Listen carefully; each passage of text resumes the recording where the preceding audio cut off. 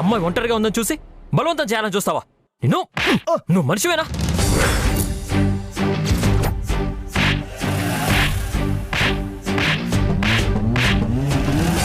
నీ కూతురు వయసున్న అమ్మాయి చేయి పట్టుకోవాలన్నా పాడు బుద్ధి ఎలా పుట్టిందిరా నీకు? చంపేస్తాను నేను, చంపేస్తాను నేను. సార్ సార్ సారీ సార్, ఇంకెప్పుడు చేయను సార్. I'm sorry sir.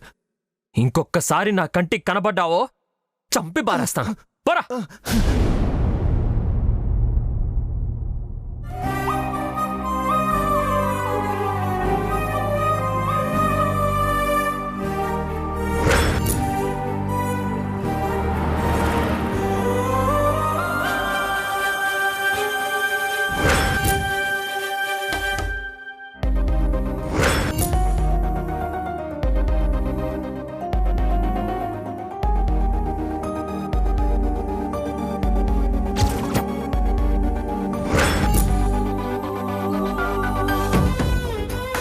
రోజు కాపాడింది మిమ్మల్ని కదా సార్. నేనే గాని అయినా నువ్వేంటి వాడంత వెదో పని చేస్తుంటే ఎదిరించలేవా నువ్వు? ఆ రోజు మిమ్మల్ని కారు గుద్దడానికి వస్తుంటే సార్ నేను ఆపగలిగాను సార్. ఎలాగోలాగో బతికి బయటపడ్డా. ఇప్పుడు కూడా అలాగే జరుగుతుందేమో అనుకున్నాను. సరే, ఇంతకీ నీ పేరేంటి? రవలి అండి. నీకు వాణ్ణెలా నమ్మాలనిపించింది? ఘోరం జరుగుతుందని ప్రతిసారి మా వాళ్ళు చెప్తూ ఉండేవాళ్ళు సార్. కానీ మీలాంటి మగవాళ్ళొచ్చి కాపాడిన ప్రతిసారి మగాళ్ళలో కూడా మంచివారుంటారనిపించింది. మీ చేతుల్లో దెబ్బలు తిని వాడికి బుద్ధొచ్చుంటుంది. అవును రవలి, ఇంతకీ నువ్వు వాడిని ఆశ్రయించాల్సిన అవసరం ఏమొచ్చింది? అవసరం రాలేదు సార్. నాకిక్కడ పనేమైనా దొరుకుతుందేమోనని ఇక్కడికి వచ్చాను.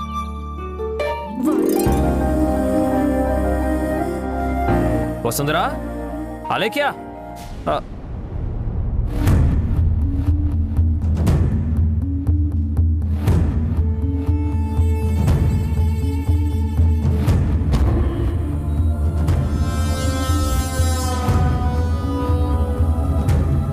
ఆనంద్, అత్తయ్య, ఈ అమ్మాయి పేరు రవళి. తనెవరో మీకు తెలుసా? మాకు తెలిస్తే మేమెందుకు లేచి నిలబడతాం వంశీ? నిజంగానే తెలీదన్నయ్య. ఎవరు? ఈ అమ్మాయే నన్ను ప్రమాదం నుంచి తప్పించింది ఆనంద్. ఆ రోజు చెప్పాను కదా, యాక్సిడెంట్ నుంచి నన్ను సేవ్ చేసి నా తల కట్టుకట్టిందని. నీ తలకి కట్టు కట్టింది సరే, మరి ఇప్పుడెందుకో కట్టుబట్టలతో మన ఇంటికి వచ్చినట్టుంది? ఇదేమైనా సెలబ్రిటీనా? అందరినీ పిలిచి మరీ పరిచయం చేస్తున్నావు. వచ్చినప్పటి నుంచి దీన్ని చూడలేకపోతున్నాను. దీన్ని ముందు పంపించేయి. ఐరేంద్రి గారు, మీరు ఆగండి. వసు, నేను నీకు మాట ఇచ్చాను కదా, నన్ను ప్రమాదం నుంచి కాపాడిన అమ్మాయిని ఇంటికి తీసుకొస్తానని. చూడు, తనే రావాలి. నమస్కారం అండి.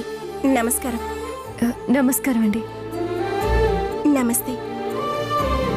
ఆ రోజు ఏం జరిగిందో నాకు తెలియదు, కానీ వంశీ సార్ని ప్రమాదం నుంచి కాపాడారు. మా కుటుంబం మొత్తం మీకు రుణపడి ఉంటుంది. మీలాంటి వాళ్ళు అంత గొప్ప మాట అంటున్నారు. చాలా సంతోషం. నువ్వు కూడా ఇక్కడి నుంచి త్వరగా వెళ్ళిపోతే మాకు కూడా సంతోషమే. నువ్వుంటే ఊపిరాడట్లేదు నాకు. అత్తయ్య, నీకు కంఫర్ట్గా లేకపోతే మాట్లాడుకో, లేదంటే ముక్కు మూసుకో. అసలు వంశీ సార్ తనని ఇక్కడికి ఎందుకు తీసుకొచ్చారో తెలుసుకోకుండా అలా అవమానకరంగా మాట్లాడతారేంటి ఐరేంద్ర గారు? అసలు ఏం జరిగిందంటే, నేను జాగింగ్ చేసి వస్తుండగా రవళి పని కోసం ఇల్లు తిరుగుతూ వాళ్ళని అడుగుతూ కనిపించింది.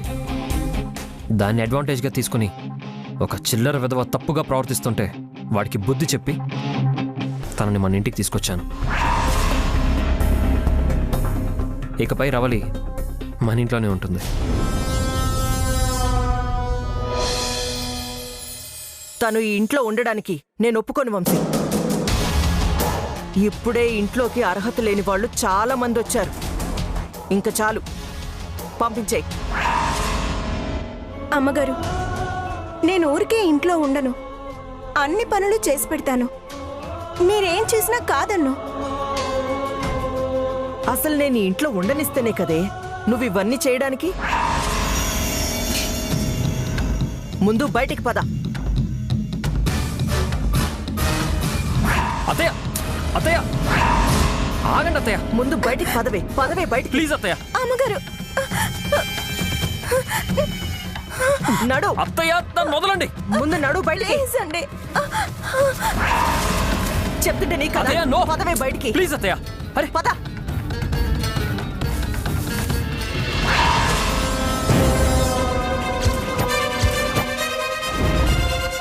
వదలండి అత్తయ్య, పదవే. చెప్పేది మీకే.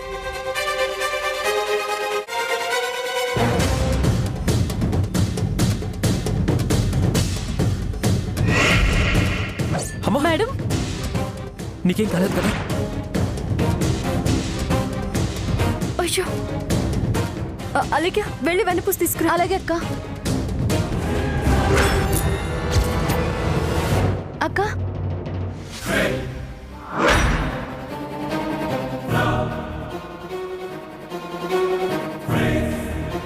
వంశీ సార్ని కాపాడిన అమ్మాయి తినే అత్తయ్య.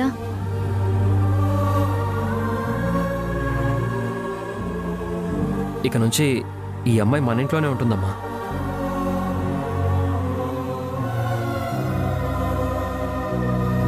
అత్తయ్య లోపలికి తీసుకెళ్ళమంటున్నారు.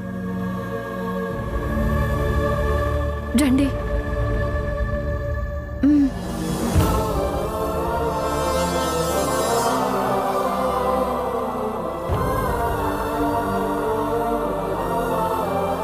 అమ్మా నువ్వేం పట్టించుకోవద్దు, ఇవన్నీ మనకు మామూలేగా.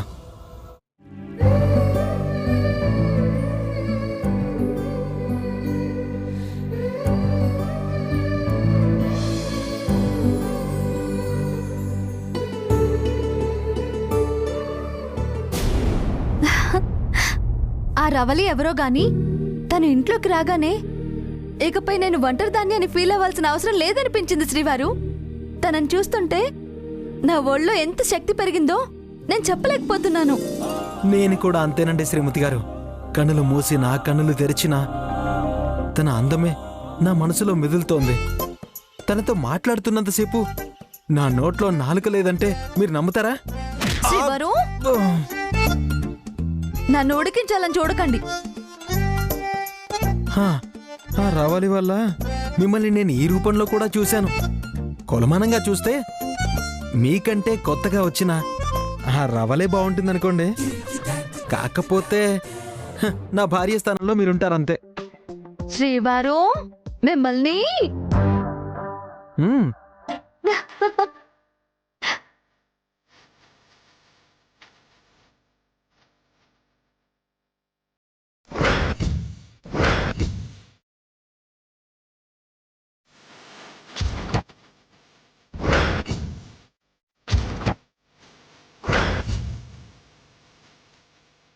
ఆహా, ఆ రవలి వల్ల నాకెంత మంచి జరిగింది శ్రీమతి గారు. నేను ఆ రవలిని పోగొడుతూనే ఉంటాను. మీరు ఇలాగే ఉండిపోండి. శ్రీవారు ఇంకోసారి రవలి గురించి తలుచుకుంటే ఈసారి మిమ్మల్ని కౌగులించుకొని మరి చంపేస్తాను. వద్దులేండి శ్రీమతి గారు, మీరు నాకు అంత పెద్ద శిక్ష వేయకండి. ముందు వెనక ఆలోచించండి. ఆలోచించాలి శ్రీవారు. ఏమని? రవలిని చూస్తుంటే చాలా నమ్మకమైన మనుషులు కనబడుతుంది. అందుకే ఇకపై ఇంటి బాధ్యతలు తనకు అప్పగించి నేను కూడా మీతో రిలాక్స్ అవుదాం అనుకుంటున్నాను. ఏంటండి శ్రీమతి గారు, ఒక్కసారి తనపై అంత బాధ్యత పెట్టాలనుకుంటున్నారా? అవును శ్రీవారు, నేను ఇలా చేసినా నాకెందులో వచ్చే అపకీర్తి ఏమీ లేదు. రవళి ప్రమాదం నుంచి అత్తయ్యని వంశీసారిని కూడా కాపాడింది. మన వాళ్ళని కాపాడడం కోసం తన ప్రాణాల్ని సైతం లెక్క చేయని మనిషి. అలాంటి మనిషి మన ఇంట్లో ఏమీ ఆశించదని నాకు నమ్మకం ఉంది. నాకు కూడా ఈ శుభ సందర్భంలో నా ప్రేయసికి ఒకటి చేయాలనుంది శ్రీమతి గారు. ఎవరు? ఆ రవళి గురించా మీరు అంటున్నది? కాదు శ్రీమతి గారు,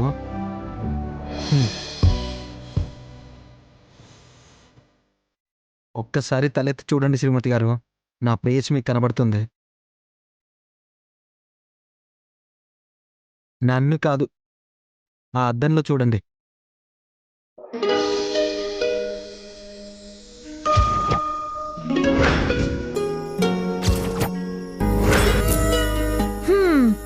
నన్ను వెర్రిదాన్ని చేయడం ఎలాగో మీరు బాగానే తెలుసుకున్నారు శ్రీవారు.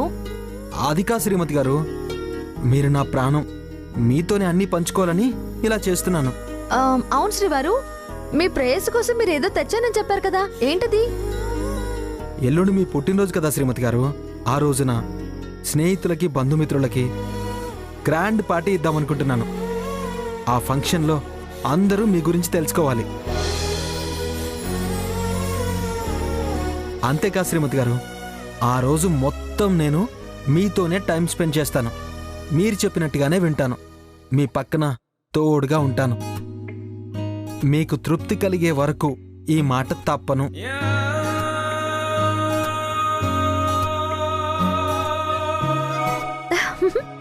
చాలు శ్రీవారు, మీరు నా కోసం ఏం చేయకపోయినా పర్వాలేదు. మీరెప్పుడు నాకు ఇలా దగ్గరగా ఉంటే చాలు.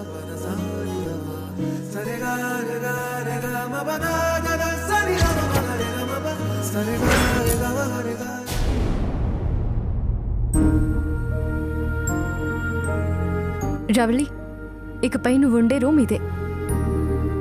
ఏ విషయంలోనైనా అస్సలు మొహమాట పడొద్దు. ఏం కావాలైనా నన్ను పిలిచి చెప్పు. మేడం, నిజం చెప్పమంటారా? మీరు ఇంట్లో ఉండమని అనుమతి ఇవ్వగానే ఏదో ఒక మూలన ఇంత చోటు చేసుకుందాం అనుకున్నానండి. మీరేమో ఇంత వైభవం ఉన్న గదినిచ్చారు. మీ రుణం నేనెంతో కష్టపడి తీర్చుకుంటానండి. నువ్వేమీ కష్టపడనక్కర్లేదు. అన్ని పనులు చూసుకోవడానికి పనివాళ్ళు ఉన్నారు. మాతో నువ్వుండు చాలు. మిమ్మల్ని చూడగానే అనుకున్నాను మేడం, మీది 10 మందిని ఆదుకునే చెయ్యని. వంశీ సార్ని సమయానికి కాపాడి నా జీవితంలో ఒక గొప్ప పని చేశాను. వంశీ సార్ని నువ్వు కాపాడినందుకు నీకెన్నిసార్లు థ్యాంక్స్ చెప్పినా తక్కువే రవళి. అందుకే నాకు చేతనైనంత సహాయం నేను చేస్తున్నాను. సరే, నువ్వు ఫ్రెష్ అవ్వు, నీకు భోజనం పంపిస్తాను. అలాగే మేడం.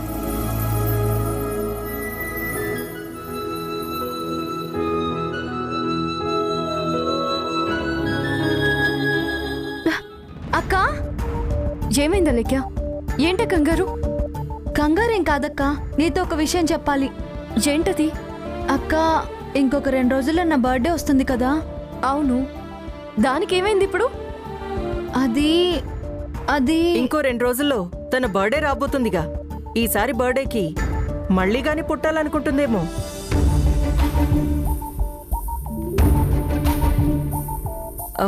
సారీ అలేఖ్య, అయితే అది కాదనుకుంటాను.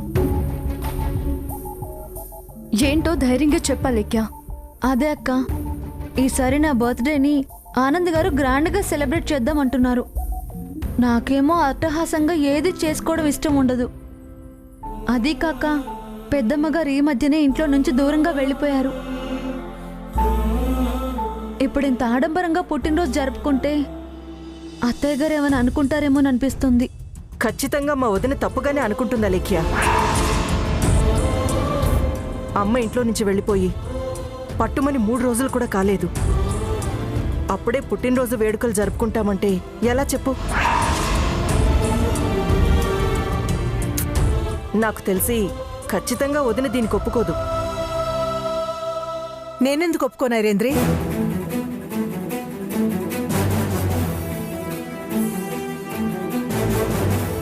విన్నావు వదిన, మన అలేఖ్య ఎంత మాట అనేసిందో? అమ్మ దూరంగా వెళ్ళిపోయి జీవిస్తుందన్న బాధలో మనం ఉంటే అలేఖ్యేమో పండుగ చేసుకుందాం అనుకుంటుంది. అప్పు ఉన్నా గ్రాండ్గా బర్త్డే సెలబ్రేట్ చేద్దామని చెప్పేది అత్తయ్య. అయినా అప్పు ఆశ్రయించడానికి అలా వెళ్ళిపోలేదు. మనశ్శాంతి కోసం ఇక్కడి నుంచి వెళ్ళిపోయింది అంతే. ఐరేంద్రి, అత్తయ్య గారు ఉన్నా లేకపోయినా మనం అందరూ అత్తయ్య గారి పేరులో భాగమే కదా. మనం ఇక్కడ సంతోషంగా ఉన్నామంటే ఆవిడ అక్కడ సంతోషంగా ఉంటారు.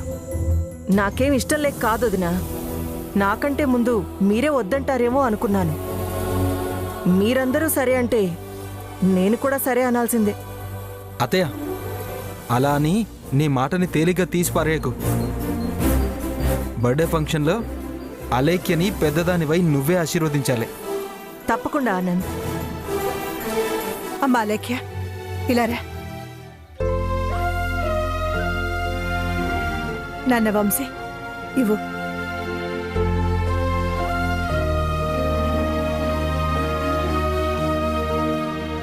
అలేఖ్య, ఇది నా కానుక అనుకోవద్దు. ఇక్కడ లేని మా అత్తయ్య గారి ఆశీర్వాదం అనుకో. తీసుకోమ్మా.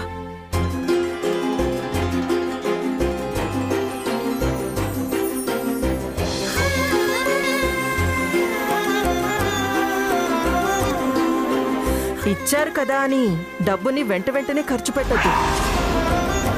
జాగ్రత్తగా వాడుకో అలేఖ్య. రే ఆనంద్, ఇక్కడే ఉంటే అత్తయ్య ఏదో ఒకటి అంటూనే ఉంటుంది. ముందు అలేఖ్యకి ఏం కావాలో చూడు. పదండి అలేఖ్య గారు.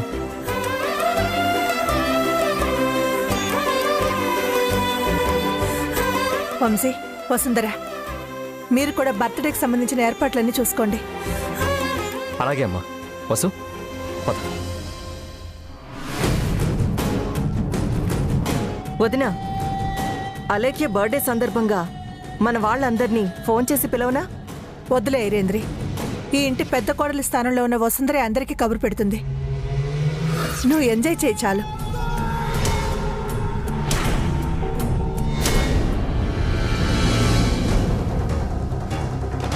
వదిన నా మాట వినకపోయినా అర్థం చేసుకుంటుందనుకున్నాను, కానీ నన్ను లెక్క చేయట్లేదు. అలాంటప్పుడు ఈ ఇంటిని మోసం చేయకుండా ఉండాలని నాకెలా కనికరం కలుగుతుంది? లేదు లేదు, వీళ్ళందర్నీ ఇంటి నుంచి ఖాళీ చేయించాల్సిందే. ఆ కొత్తగా వచ్చిన పని మనిషితో సహా.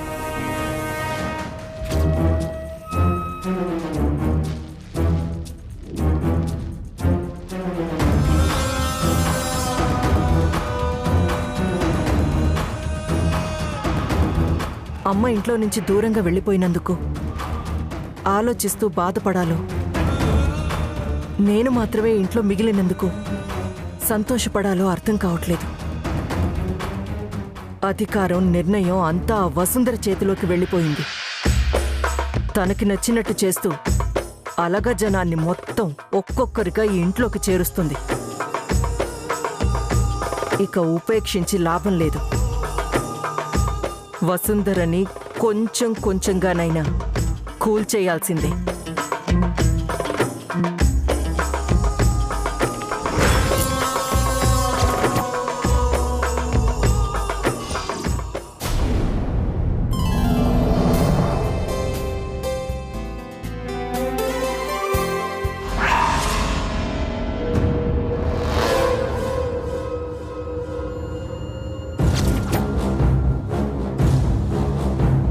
పీకి వేత దీని నుంచే మొదలెట్టాలి.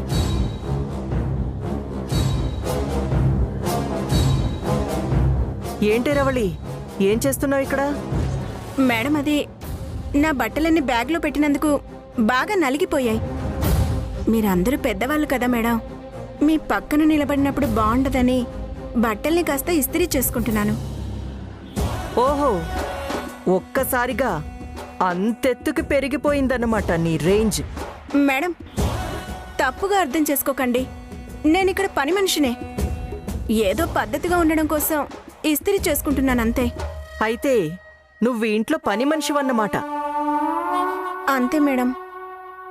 అలా అయితే ఒక మంచి స్ట్రాంగ్ కాఫీ తీసుకురా. ఇందాక అందరికీ ఇస్తున్నప్పుడు మీకు ఇస్తుంటే వద్దన్నారు కదా మేడం. ఇప్పుడు కావాలంటున్నాను కదా, వెళ్ళి తీసుకురా. అలాగే మేడం.